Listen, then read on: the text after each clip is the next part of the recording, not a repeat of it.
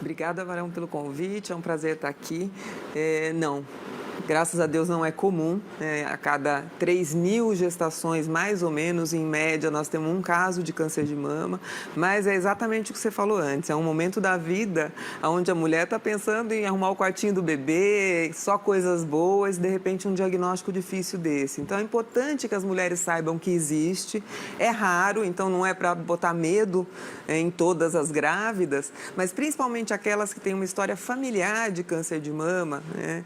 Ou que já tiveram câncer de mama quando muito jovens, precisam estar muito atentas a questões durante a gravidez, né? Não dá para fazer muito exame, mas a autopalpação aí funciona bem, e a palpação pelo obstetra em todas as consultas ginecológicas também é importante, né? Agora, doutora, eu imagino que o obstetra, como a senhora falou, que acompanha ali durante a gestação, vai estar preocupado com outras partes do corpo, né? Não exatamente com a mama. Como é que funciona esse diagnóstico? Isso é uma assim? questão problemática, né? O obstetra é médico da mulher, é ginecologista, assim como nós mastologistas. Então, um exame clínico mamário no início da gestação e, eventualmente, na metade da gestação é necessário até para a gente explicar sobre questões da amamentação. Então, eu sempre examino minhas pacientes, tanto no abdômen, onde está o bebê, mas na mama também, né? E isso pode salvar ali, enfim, um diagnóstico importante, porque na questão do diagnóstico, e é importante salientar que, em geral, o diagnóstico é mais tardio durante a gravidez, justamente por isso. Nem a mãe está pensando que pode ter um tumor de mama nessa fase da vida, e nem os obstetras pensam nisso. Então, é importante estar atenta com isso, né? Mamografia não dá para fazer, ou se for para diagnóstico, depois a gente faz com proteção, mas a palpação da mama pode e deve ser feita durante a gravidez e vai fazer com que a gente faça um diagnóstico mais precoce. E tem influência, por exemplo, da amamentação? Tem uma incidência, algum problema nesse sentido? Na verdade, se a gente diagnostica o tumor de mama durante a gravidez, hoje é importante as mulheres saberem que a gente pode tratar durante a gravidez. Antigamente, a única coisa que se fazia era a mastectomia, né? E mesmo assim, com muito medo da anestesia gerar problemas para o bebê, etc. Hoje, a gente, com uma equipe multidisciplinar, o oncologista coordenando essa equipe, a gente pode tratar corretamente o câncer de mama na gravidez e dar as mesmas chances de cura que uma mulher não grávida tem. Então, é muito importante que a gente faça esse diagnóstico durante a gravidez. Mas é possível aumentar? É possível aumentar com a outra mama, né? E dependendo da fase que essa mulher teve o câncer durante a gravidez, né? Entendi. Provavelmente a amamentação vai ficar prejudicada, né? Mas a gravidez não, né? E esse bebê vai nascer saudável, a gente tem todas as condições de dizer que tipo de remédio ela pode ou não pode tomar, e muito importante que ela trate durante a gravidez o câncer. Doutora, a incidência do câncer de mama é muito maior a partir dos 40 anos de idade, né? No caso, por exemplo, de quem vai ser uma mãe tardia, essa preocupação deve ser maior? Deve.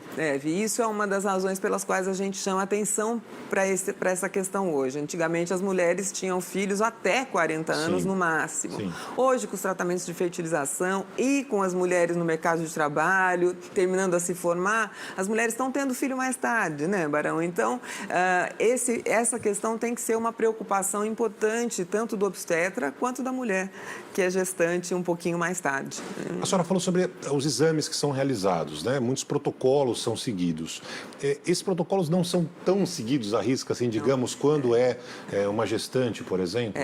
Isso é uma outra questão importante, né? A gente tem protocolo para tudo hoje, né, na área de oncologia, mas como é um tumor raro, o câncer de mama na gravidez, não existe um protocolo muito estreito, principalmente porque ele pode aparecer em diversas fases da gravidez, e aí quem vai ter que determinar como se inicia esse tratamento, se vai se fazer quimioterapia antes e cirurgia depois, depende muito da fase que ela está da gravidez e da gravidade do tumor, né? Então, a gente tem que fugir muito desses protocolos, né? Mas insisto de novo que, em feito o diagnóstico, essa mulher pode ser tratada a ponto de ter a mesma possibilidade de cura de uma mulher que foi diagnosticada fora da gravidez. Isso não existia antigamente, né? Até a década de 70, 80, se fazia só a cirurgia, né? E essa mulher acabava não tendo o benefício dos outros tratamentos fundamentais para a sua cura, né? Então, hoje, diferente de há 20, 30 anos atrás, as mulheres que têm câncer de mama na gravidez têm a mesma possibilidade de cura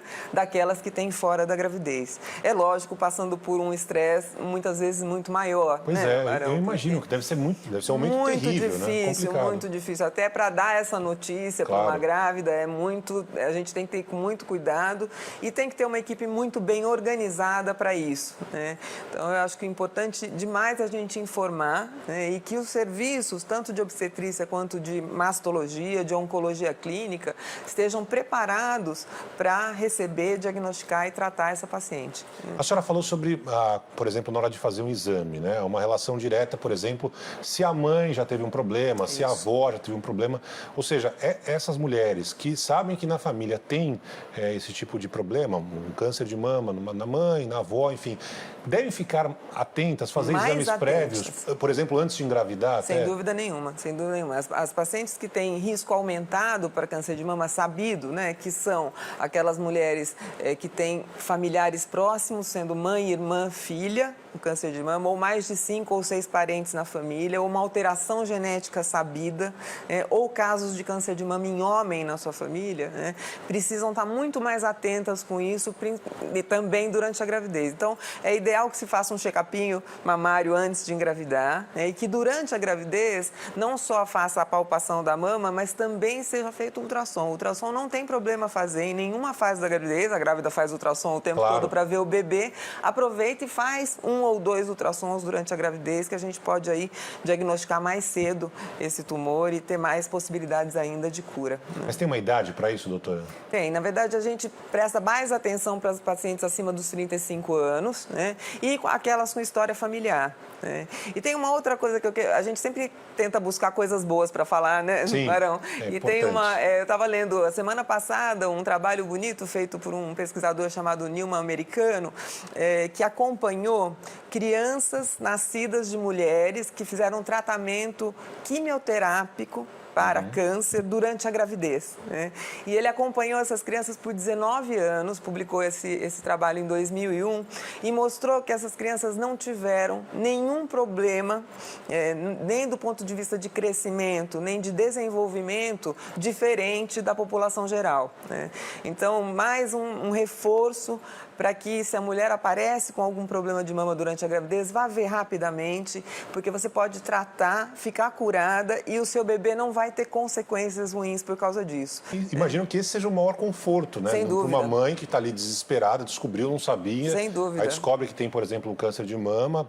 Óbvio que vai passar pelo tratamento mesmo com a gestação, mas isso é fundamental, porque não é um estudo pequeno, né? Imagino que a amostra... Não, é um estudo com mais... Na verdade, são 100 e poucas crianças, 82 que eram câncer de mama, né, e que foram seguidas aí por muitos anos. Exato. Então, exato. Que nos dá bastante segurança indicando esses tratamentos. É fundamental, principalmente para uma mãe que está com esse problema. Imagino que seja um choque muito grande, talvez o momento mais importante da vida de qualquer mulher. Em um momento onde você está esperando só coisas positivas, né? Só coisas positivas, mas nem tudo é negativo nessa história também. E hoje, graças a muito desenvolvimento, muita pesquisa, a gente pode oferecer um tratamento de qualidade sem interferir na gravidez de forma ruim e garantir que o bebê vai ficar bem. Doutora, muito obrigado pela presença aqui no Band News. Obrigada a você. Até uma próxima.